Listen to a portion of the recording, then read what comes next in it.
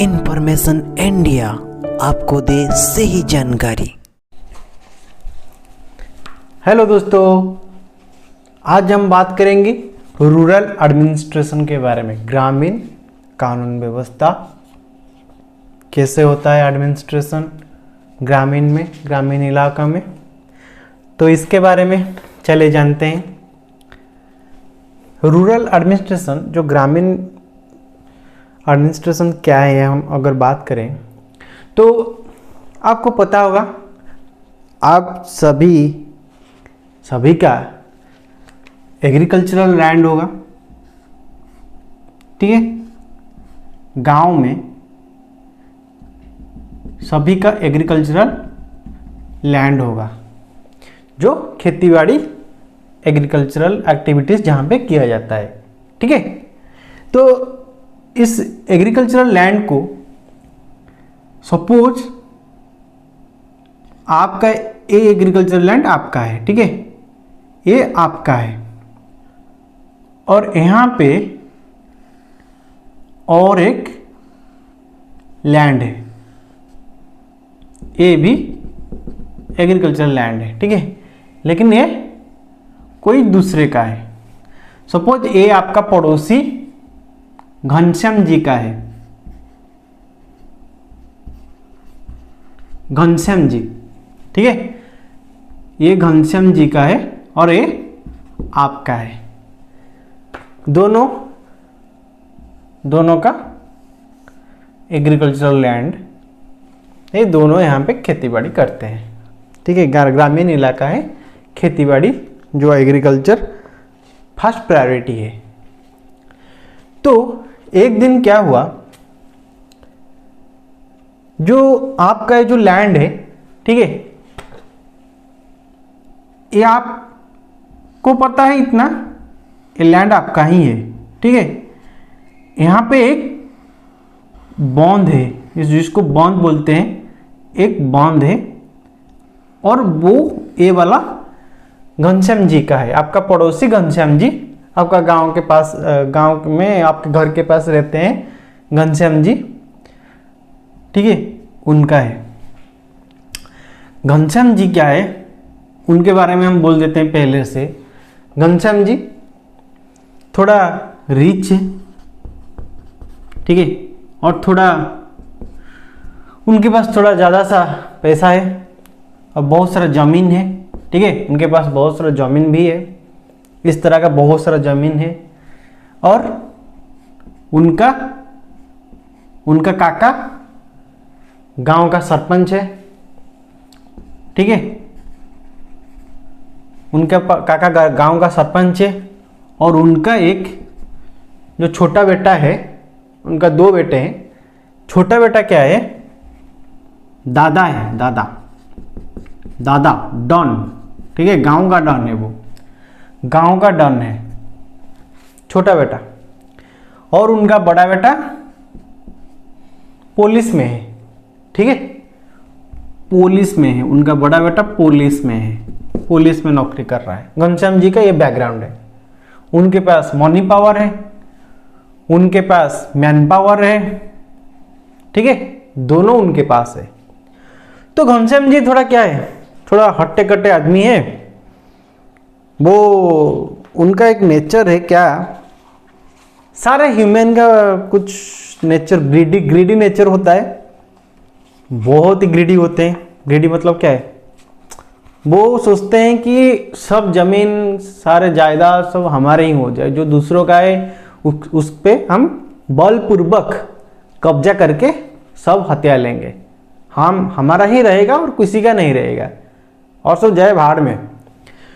तो घनश्याम जी क्या किए, एक रात को ये जो बंद है ना, इसको हटा के, यहां से हटा के, ये आपका लैंड का डिमार्केशन था, उनके लैंड और आपके लैंड के अंदर यही डिमार्केशन था। वो क्या किए, वो इसको हटा के यहाँ लेके रात में जाके मजदूर लेके यहाँ पे बम डाल दिए। तो क्या हुआ, उनका जो जमीन था, ए पोर्शन में उनका जमीन था, यहाँ पे ओरिजिनल लैंड यहाँ पे था, जो बॉन्ड यहाँ पे था, डिमार्केशन, ठीक है। लेकिन वो क्या किए, इतना सारा उनके अंदर ले गए, आपका यहाँ पे बॉन्ड दे दिए। रात में ही वो काम सब हो गया, ठीक है। आपको पता नहीं, आपके पापा सोए हैं घर पे, आप सब सोए हैं। सुबह जब आपके पापा गए यहाँ पे, आपके पिताजी जब गए यहाँ पे, वो जाके देखते हैं क्या, अरे मेरा जमीन इतना छोटा क्या दिख रहा है, मेरा जमीन तो इतना छोटा नहीं था। लेकिन ये बंद जो है, ये बंद क्या थोड़ा नया और कच्चा बंद है, ये कल रात को ही लगाया गया, क्योंकि मैं कल शाम को ही आया था खेत देखने के लिए, सब कुछ तो सही था, ये कैसे हो गया। तो वो देखे कि घनश्याम जी ने इस तरह का कांड किए हैं, रात में इस तरह का कांड किए हैं। तो वो तुरंत क्या हुआ, वो तुरंत गए, उनके आपके पापा पिताजी तुरंत गए गांव में। उनका दिमाग का हालत कुछ ठीक नहीं है, क्योंकि इस तरह का घटना घटी है। वो गांव में गए, ठीक है, गांव में गए, गांव में कुछ आपका जो उनका जो मित्र हैं उनसे बात किए कि देखो इस तरह का कांड घनश्याम जी ने किया है, मैं उनसे ये उम्मीद नहीं कर रहा था, लेकिन इस तरह का कांड वो किए हैं, तो क्या करेंगे। तो उनका दोस्तों, जो दोस्त लोग हैं, उनका जो वेल विशर है, वो उनको सजेस्ट करते हैं कि तुम घनश्याम से जाके बात करो, ठीक है, तुम घनश्याम से जाके बात करो। तो वो घनश्याम जी से गए बात करने के लिए, लेकिन क्या घनश्याम जी उनसे बात करेंगे इस बारे में, क्या लगता है आपको। तो जब वो गए घनश्याम जी से बात करने के लिए उनके घर में, ठीक है, घनश्याम जी के घर में जब गए बात करने के लिए, तब उनका जो गेट, यहाँ पे घर के बाहर जो गेट होता है, ठीक है, जब वो गए गेट पे, वो बात करने के लिए बोले, घनश्याम, अरे घनश्याम थोड़ा बाहर निकल, बात करना है तुमसे। तो घनश्याम जी क्या किए, उनका जो हेल्पर सब रहते हैं घर पे, उनको बोल दिए, और उनका छोटा बेटा भी आ गया कि मेरा पापा को कौन बुला रहा है। जैसे सुग्रीव ने बाली को बुला रहा था, तो बाली आ गया, कौन बुला रहा है मुझे, कौन पुकारा मुझे। तो इस तरह जी घनश्याम तो नहीं आए, घनश्याम के छोटा बेटा और उनका कुछ चमचा जो हेल्पर होते हैं वो आ गए बाहर।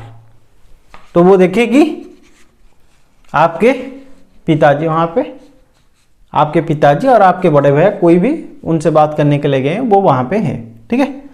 सब हम मानते हैं आपके पिताजी गए हैं, पिताजी यहाँ पे गए, वो वहाँ पे है, वो देखा कि ये है। तो इसको तो पता ही था, ये प्री प्लान किया है, क्योंकि कांड करके ही रात में आया है, तो पता था सुबह आपके पिताजी जरूर आएंगे, ठीक है, आपके घर में से कोई ना कोई आएगा। तो ये सेट करके रखा है, पहले से ही सेट करके रखा है। तो ये आपके पिताजी आ गए, इसका छोटा बेटा कुछ गुंडों को लेके आ गया। तो वो बोला कि क्या बोल रहे हैं, आपके पिताजी को बोलो, क्या क्यों बुला रहे, क्या बात है। तभी आपके पिताजी बोले कि आपके पापा को बुलाओ, आपके पिताजी से मुझे बात करना है, आपसे नहीं। तो वो इसमें से भड़क गए, इतने ही बात से भड़क गए और आके आपके पापा के साथ धक्का मुक्की करने लगे। और उनका जो हेल्पर था, वो छोटा बेटा मिलकर आपको पापा को बहुत सारा मारे, मार के उनका शर्ट फोड़ दिया, उनको बहुत सारा इंजरी दे दिया। तो ये सब जो हो रहा था, यहाँ पे मारपीट सब हो रहा था उनके गेट के पास, ये सब दूसरे जो उनके घर के पास जो दूसरे सब लोग हैं, जिनका घर सब है यहाँ पे, ठीक है, वो सब देख रहे थे। यहाँ पे हो रहा है कांड ना उनके घर के पास, घर के बाहर, ये सब देख रहे थे, इन सब घर वाले सब देख रहे थे ये सब हो रहा है। तो वो सब जो घर वाले उनके घर के पास है, वो आपके पापा के अच्छे मित्र हैं, उनके साथ आपका परिवार का अच्छा रहन सहन है, खाद्य पेय है, सब है। तो ठीक है, वो सब अच्छा वेल विशर आपके पापा के हैं, वो तो वो वहां पे तुरंत गैदरिंग हो गए, क्या हो रहा है, क्यों मार रहे हैं, इसीलिए वो सब गैदरिंग वहां पे हो गए। तो जब वो सब गैदरिंग हो गए, ये वाला जो उनका बेटा और सब जो उनका चमचा था वो घर में चला गया, आपके पापा को उसी हालत में छोड़ के वो घर पे चला गया। तो वहाँ से आपके पापा आए और आके गांव में उनका जो मित्र और यहाँ पे जो घर के जो आई विटनेस थे, जो सब प्रत्यक्षदर्शी थे, जिन्होंने स्पॉट में वारदात में ही सब कुछ दिखा है, वो सब मिलके आपके पापा और वो सब मिलके आपके और कुछ पापा के और कुछ मित्र के पास आ गए।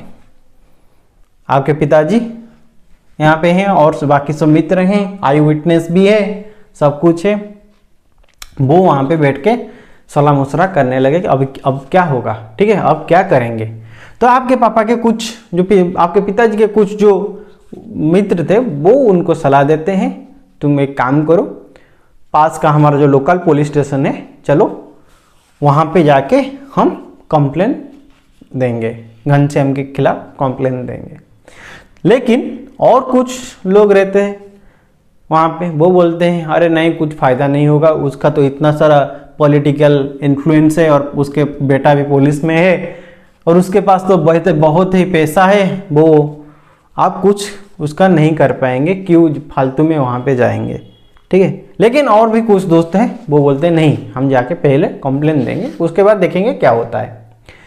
तो यहाँ पे क्या हुआ, और लोकल पुलिस स्टेशन में जाना है, लेकिन और कुछ जो मित्र हैं उन आपके पिताजी के, वो बोलते हैं अरे छोड़ो, लोकल पुलिस स्टेशन में क्यों जाएंगे, चलो हम पुलिस हेडक्वार्टर में चलते हैं, वहाँ पे और थोड़ा जो पैसा खर्च होगा तो ठीक है, सही है, पैसा तो खर्च करना ही है, इस मैटर में आएंगे तो पैसा तो खर्च भी होगा ही होगा, तो चलिए हेड ऑफिस में चलते हैं, पुलिस का हेडक्वार्टर में, वहाँ पे कंप्लेन देंगे। लेकिन आपके पापा को आइन के बारे में पता है, कुछ आइन कानून और नियम के बारे में पता है, वो बोलते क्या है, नहीं, हमारा जो लोकल पुलिस स्टेशन है, लोकल पुलिस स्टेशन ये हमारा जो एरिया है, हमारा इलाका जो एरिया है, ये इसके अंडर आता है, ठीक है। इस एरिया हमारा गांव और हमारा जहाँ पे खेती है, ये हमारा लोकल जो पुलिस स्टेशन के अंडर ही आता है। तो एज पर द रूल हम क्या करेंगे, रूल के हिसाब से हम पहले अपना एफआईआर जाके कहाँ का लॉन्च करेंगे, जाके लोकल पुलिस स्टेशन में लॉन्च करेंगे। एफआईआर का फुल फॉर्म क्या है, फर्स्ट इंफॉर्मेशन रिपोर्ट, एफआईआर, ठीक है, फर्स्ट इंफॉर्मेशन रिपोर्ट एफआईआर, हम लोकल पुलिस स्टेशन में जाके एफआईआर लॉन्च करेंगे। तो वही हुआ, सब मिलके गए, जो आई विटनेस थे, जो मौका वारदात पे थे, वो सब लोग और आपके पिताजी के मित्र सब मिलके गए पुलिस स्टेशन में। तो वहां पे इंचार्ज साहब बैठे हैं, पुलिस इंचार्ज साहब बैठे हैं, जो एसएचओ होते हैं, ठीक है, जो एसएचओ होते हैं वो वहां पे बैठे हैं पुलिस स्टेशन में। तो वो आपके पिताजी जब जाके उनसे बोले कि इस तरह की वारदात मेरे साथ हुआ है, इस तरह का मेरे साथ सब घट गया है, तो आप कंप्लेन लीजिए और मैं रिटर्न कंप्लेन दूंगा। तो उस टाइम एसएचओ साहब ने मना कर दिया, चलो आके फालतू, आप उनका पिताजी, आपके पिताजी के बात को नज़रअंदाज करते हुए उन्होंने क्या किया, उन्होंने कंप्लीटली मना कर दिया, आपके फालतू काम के लिए मेरे पास चलो कोई समय नहीं है, अरे चलो निकलो, आपके फालतू काम के लिए मेरे पास कोई वक्त नहीं है, मेरे पास और भी काम पड़ा है, बकलोल क्या है, बकलोल करते हैं, ठीक है, इस तरह की वो बोल दिए। तो ऐसा ही होता है ना, आप कहीं ना कभी तो गए होंगे पुलिस स्टेशन, चलिए नहीं गए तो शुक्र मनिए, लेकिन गए होंगे अगर तो पता ही होगा ना। तो वहां पे क्या करते हैं, अरे वहां पे तो पूछो ही मत, अरे अगर मैं बोलूँगा तो मेरे पीछे ही पड़ जाएंगे, तो क्यों बोलूँगा, गरीब आदमी हूँ, क्यों बोलूँगा इसके, यहाँ पे इस चक्कर में नहीं पड़ना चाहता। तो यहाँ पे इस तरह का बात होता है।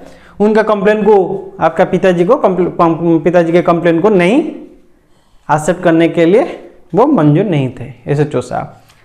फिर क्या होता है, आपके पिताजी बाहर आते हैं, पुलिस स्टेशन के बाहर आते हैं, और सब जो दोस्त आई उठने सब खड़े थे उनको बुलाते हैं और बोलते हैं इस तरह का साहब जी ने इस तरह का बात कर रहे हैं, तो क्या करेंगे।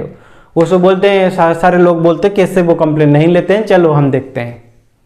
तो सब जब पब्लिक गैदर होके पुलिस स्टेशन में आ गए, तभी एसएचओ साहब का नींद उड़ गया, अरे उनका आँख भी खुल गया, अरे भाई पब्लिक जाग गया, अभी आम आदमी अभी जाग गया, अभी क्या करना है, कंप्लेंट लेना है, चलो लेते हैं कंप्लेंट।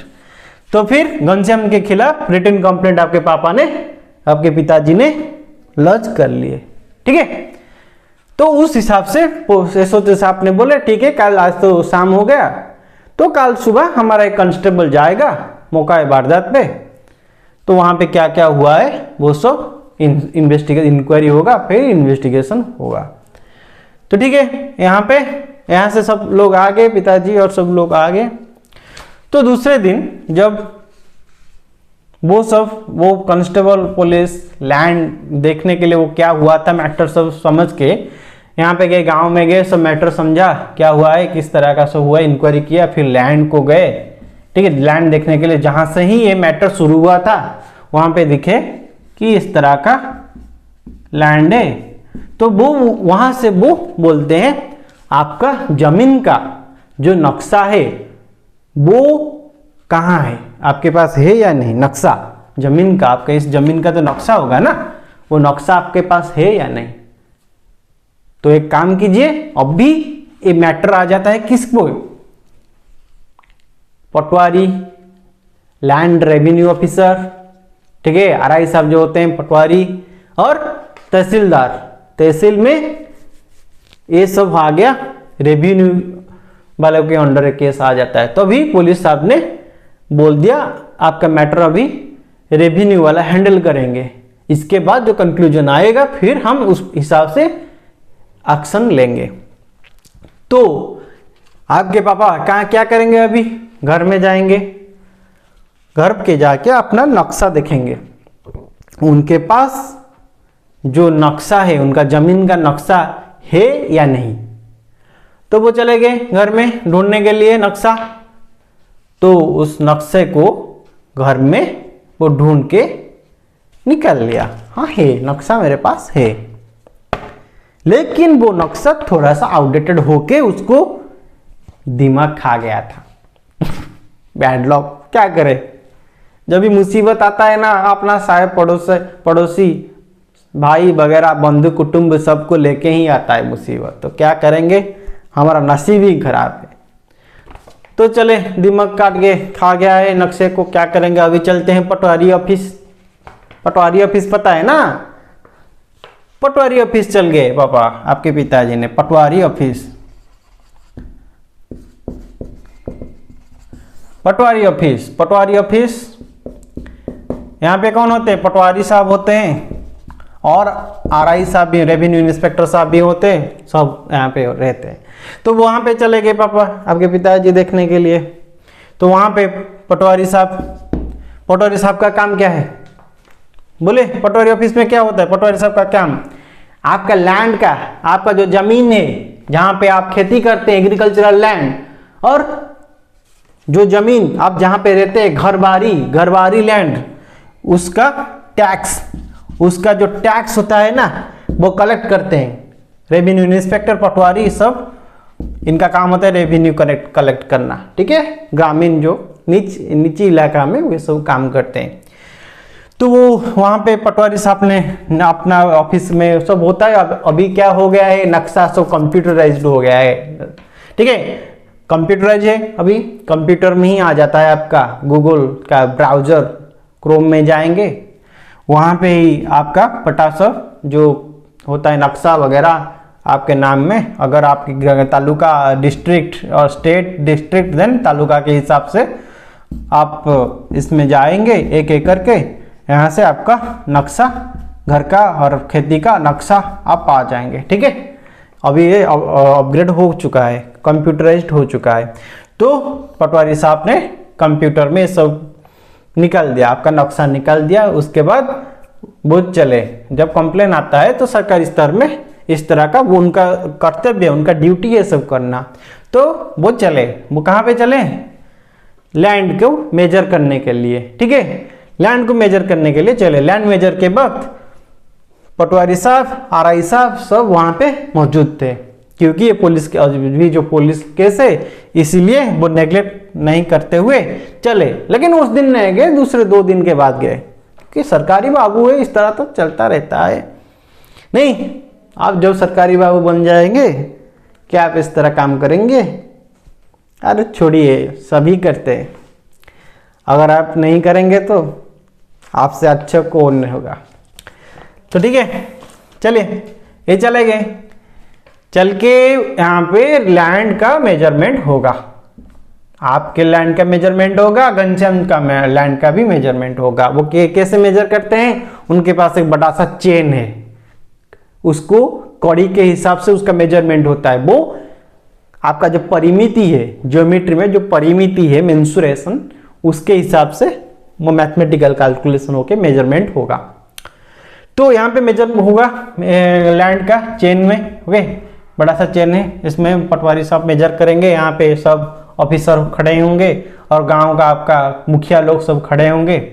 आप होंगे अपोजिशन पार्टी, जो जिसका भी मेजर हो रहा है वो भी होगा, सब वहां पे खड़े होंगे, मेजरमेंट होगा। फिजिकल मेजरमेंट हो गया, जो दोनों का जमीन का फिजिकल मेजरमेंट हो गया। उसके बाद क्या होगा, जो नक्शा में, जो नक्शा है ना, नक्शा में उसका जो मैथमेटिकल कैलकुलेशन फिर नक्शा में उतारा जाएगा। नक्शा के हिसाब से वो फिर मेजर करेंगे कागज कलम में, पेन पेपर में मेजर फिर होगा नक्शा से। ये फिजिकल हो गया। अभी नक्शा से भी गवर्नमेंट का जो अलर्टेड नक्शा है, जो डिमार्केटेड नक्शा है, उसके हिसाब से भी मेजर हो जाएगा, पटवारी साहब कर लेंगे। दोनों का हो गया, फिजिकल हो गया, नक्शे से हिसाब भी मेजर हो गया। तो अभी क्या कंपेयर किया जाएगा, फिजिकली जो मौजूद है, आपका जमीन जो मौजूद है, वो क्या नक्शे के हिसाब से ही है और नक्शे से कम है, नक्शे से ज्यादा है। नक्शे से जो कैलकुलेशन निकल के आ रहा है, आपका इतना डिसिमिल है या इतना एकड़ है या इतना 1 हेक्टर है, वो नक्शे से क्या वैरी कर रहा है फिजिकली? अगर वैरी कर रहा है, इक्वल नहीं है, तो यहां पे क्या होगा, यहां पे आपको दोषी माना जाएगा कि आप ही कल्प्रिट है, आप ही कल्प्रिट है, आप दोषी है, आपने जमीन के साथ छेड़छाड़ किए हैं। ठीक है, तो यहां पे निकल के आ गया, सटीक रिपोर्ट निकल के आ गया यहां था। उसके बाद पुलिस उसका एक्शन लेगा, लैंड रेवेन्यू के ऑफिसर का वो जो डॉक्यूमेंट वो देंगे, उसके हिसाब से पुलिस उसका एक्शन लेगा। तो ये हो गया। तो अभी हम चलते हैं सिस्टम के बारे में। लैंड जो इसका जो पटवारी, आरआई, तहसील, इसका जो उसका सिस्टम चलिए जानते हैं। क्या सिस्टम है इसका? जो हमारा जो स्टेट है, ठीक है, हम जिस स्टेट में रहते हैं उस स्टेट को डिवाइड किया है डिस्ट्रिक्ट से। ठीक है, सभी डिस्ट्रिक्ट से इसको डिवाइड किया गया है। और डिस्ट्रिक्ट को इसको भी डिवाइड किया गया सब डिविजनल से, सब डिस्ट्रिक्ट सब डिविजनल से, जिसको हम तालुका और तहसील के नाम से भी जानते हैं। ठीक है, इसको डिवाइड कर गया, क्योंकि इतना बड़ा स्टेट है, इतना सारा लैंड है, इसको कैसे रिकॉर्ड मेंटेन किया जाएगा, इसका टैक्स कैसे कलेक्शन किया जाएगा, इसका डिस्प्यूट, हजारों डिस्प्यूट है लैंड का, इसको कैसे रिकॉर्ड मेंटेन किया जाएगा, इसको कैसे मैनेज किया जाएगा। इसीलिए सब डिवाइड करा गया है, डिस्ट्रिक्ट, देन सब डिस्ट्रिक्ट और तहसील, उसके हिसाब से ग्राम पंचायत के हिसाब से सब कुछ डिवीजन करा गया है। तो अगर हम बात करें क्रोनोलॉजिकल ऑर्डर में, तो पहले नीचे से जाते हैं। नीचे से कौन होता है, कौन आपका जो इलाका है, आपका तहसील के अंडर जो इलाका आता है उसमें से आरआई ऑफिस होता है। ठीक है, पटवारी ऑफिस, जो आरआई ऑफिस होता है, पटवारी पटवारी साहब है, आरआई साहब, ये जो ऑफिस होता है ये सबसे नीचे में रहते हैं गांव में, प्रति पंचायत के हिसाब से ये किया जाता है। ये सब क्या करते हैं, ये सब लैंड में इस तरह का डिस्प्यूट वगैरह, measurement, record, tax collection land का, ये सब करके रिपोर्ट किसको करते हैं, अगर इनमें कोई गलती हो गया इनको कौन सुपरवाइज करते हैं, तहसीलदार। तहसीलदार साहब इसको सुपरवाइज इनको करते हैं। नीचे जो पटवारी और आरआई इनको कौन, तहसीलदार साहब सुपरवाइज करते हैं, इनमें क्या फॉल्ट है, सब का अपना काम ठीक से कर रहे हैं नहीं, इनका रिकॉर्ड, इनका टैक्स कलेक्शन, सब कुछ इनको सुपरवाइज करते हैं, इनको गाइड करते हैं तहसीलदार साहब करते हैं। इनको कौन करते हैं, तहसीलदार साहब को, उनके ऊपर कौन है, सब कलेक्टर साहब या मैम इनके ऊपर है, ठीक है। तहसीलदार के ऊपर कौन है, सब कलेक्टर मैडम और सर इनके ऊपर है। ये सुपरवाइज करते हैं, ये देखते हैं कि सभी तालुका के सभी तहसील के जो तहसीलदार है वो अपना काम सही से कर रहे या नहीं। अगर तहसीलदार के ऊपर, उनके ऊपर भी कोई केस आता है तो उनको भी वो देखते हैं, ठीक है। सब कलेक्टर ने उनको भी देखते हैं, उनको गाइड करते हैं, उनको भी इन्वेस्टिगेट करते हैं, ठीक है। और सब कलेक्टर जी के ऊपर कौन है, कलेक्टर, डिस्ट्रिक्ट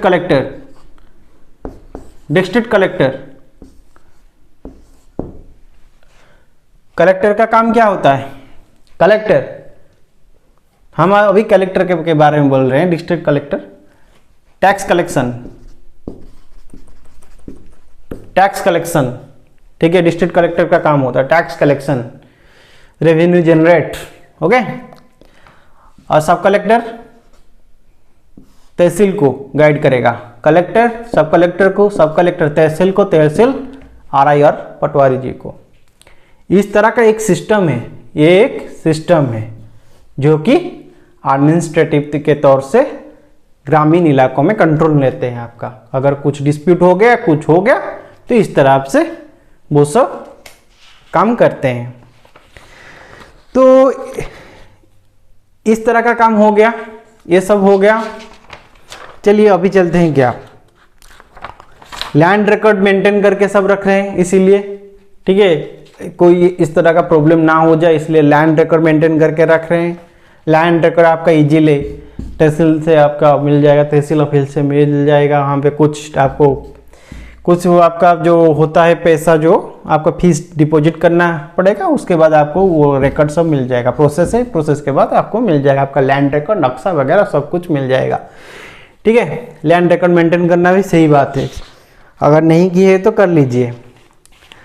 अभी क्या है, और एक जो चल रहा है अभी, पहले जमाना क्या चल रहा था, अगर आपका एक जमीन है, आपके पापा का, पिताजी का एक जमीन है, ठीक है, आपका पिताजी है, पिताजी के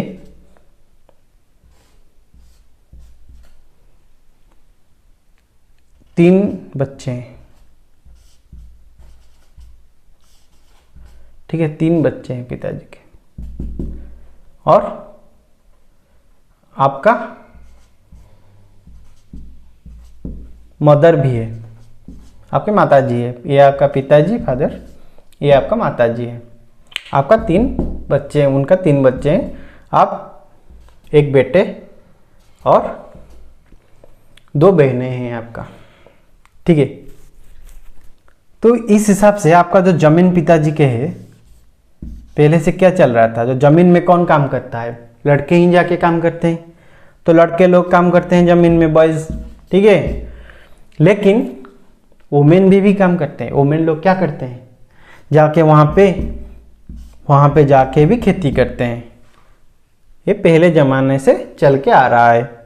लेकिन पिताजी के डेथ के बाद जमीन को कौन, उसका मालिक कौन होता है, उसके बाद आप घर में जो भी पुरुष आदमी होगा, मेल आदमी होगा, वो ही उसका मालिक होता है। पहले जमाने में ये हो रहा था पहले, ठीक है। लेकिन वो जो आपके जो दोनों बहनें यहाँ पे जाके काम करते थे वो उसका मालिक नहीं होते थे, वो लड़का ही होता था। लेकिन 2005 में क्या हुआ, 2005 में एक लॉ आया, हिंदू सक्सेशन अमेंडमेंट एक्ट। ठीक है, हिंदू सक्सेशन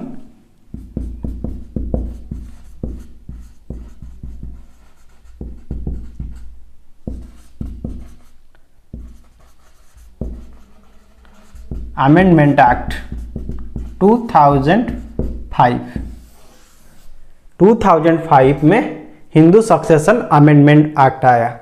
इसमें क्या है, इसमें भी अगर आपका फादर का जमीन है, कोई एग्रीकल्चर लैंड और लैंड अगर जो घरबारी लैंड कुछ भी सब कुछ है, तो उनका डेथ के बाद अगर उनका 2 बच्चे हैं, 2 बच्चे अगर उनका है, 2 या 3 या 4 जो भी है, उनमें से 2 लड़के हैं और 2 लड़कियां हैं और 1 लड़का है और 1 लड़की है, तो फादर के डेथ के बाद इस लॉ के हिसाब से, हिंदू सक्सेशन अमेंडमेंट एक्ट 2005 के हिसाब से, दोनों में पिताजी का जो जमीन है, दोनों में लैंड को इक्वली डिस्ट्रीब्यूट किया जाएगा। दोनों ही उसका हकदार है, उसका मालिकाना पालने के लिए दोनों ही भाई बहन दोनों ही हकदार हैं। तो इसको सिर्फ लड़का रख नहीं सकता है, उसका मालिकाना वो सिर्फ रख नहीं सकता है, तो दोनों इसका ओनर होंगे, लैंड का ओनर होंगे, दोनों में इक्वली डिस्ट्रीब्यूट किया जाएगा फादर के डेथ के बाद। और एक शेयर माता के नाम पे भी होगा, क्योंकि माता को कोई नहीं पूछेगा, तो इसीलिए माता के नाम पे भी होगा एक शेयर, और दोनों में से जो लड़का और लड़की में बांटा भी जाएगा। तो वो कौन सा एक्ट है, हिंदू सक्सेशन अमेंडमेंट एक्ट 2005। ठीक है, तो सही है, ये हो गया रूरल एडमिनिस्ट्रेशन। इसके बाद हम बात करेंगे अर्बन एडमिनिस्ट्रेशन के बारे में। Okay, thank you.